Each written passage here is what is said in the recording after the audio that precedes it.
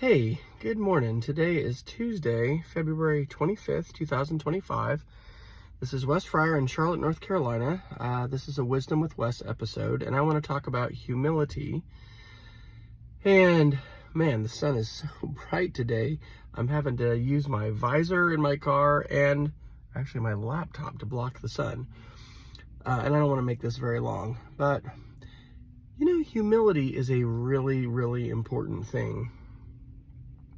I had an exchange this week with a friend. He's a college classmate, and it was actually over the firing of General C.Q. Brown, Charles Brown, who is the chairman of the Joint Chiefs of Staff for the United States of America.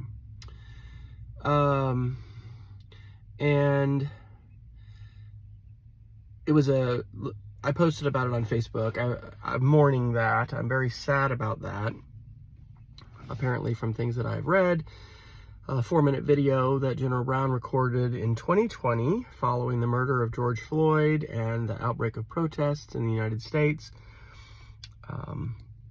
was something that angered our president and his staff and the folks that are with him. And so it was a punishment for him. And so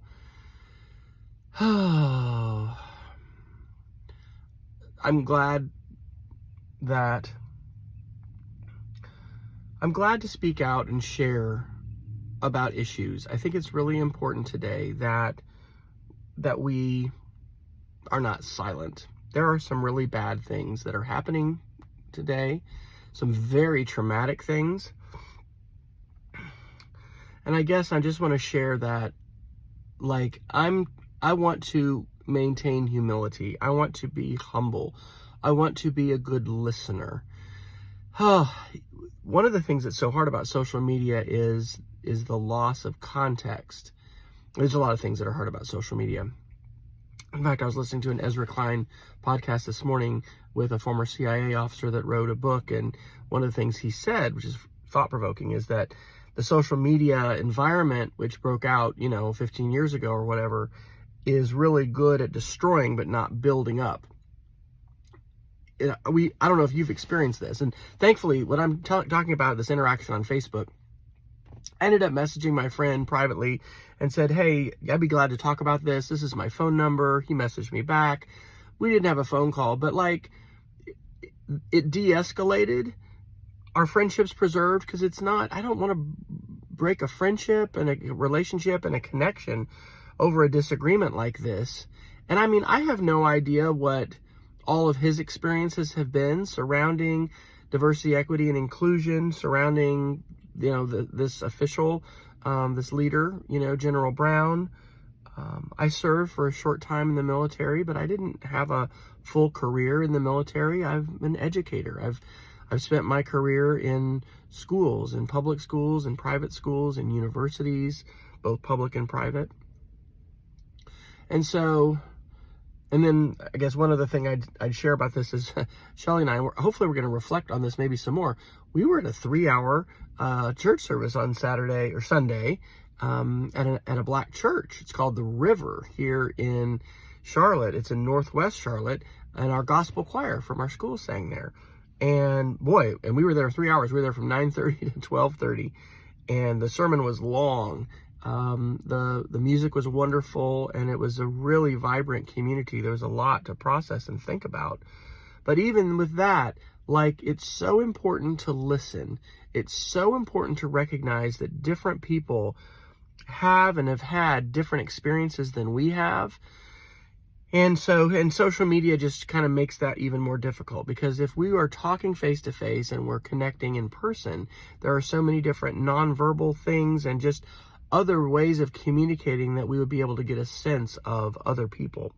And a lot of that, because of the nature of social media, the medium, it's taken out. So anyway, I hope that you're having a good week. It is overwhelming in many ways. I am really limiting my intake of news media, and that is helpful. That is helping me.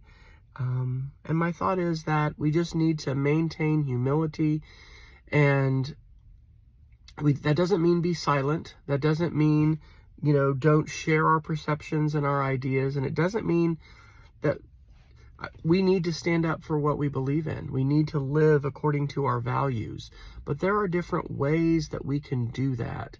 And I think one of the most essential and important things that I'm trying to do in this time is to listen to trusted voices, but then also just to listen to other people and understand that their perspectives and that because their experiences, their lives are different than mine, and to try to understand a little better where they're coming from, to have grace for them, and, I guess not to arrogantly or belligerently try and impose my opinion or my perspectives on others. It's really, this comes from a speech that I gave when I was a senior in college.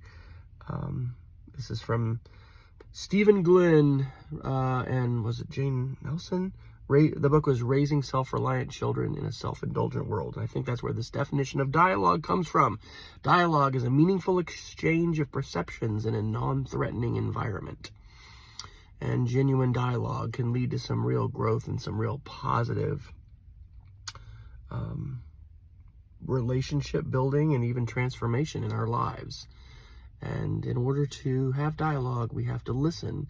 And I think we also have to have humility. So there's your thought for the day. I think there's a little wisdom there. Have a great week. Take care.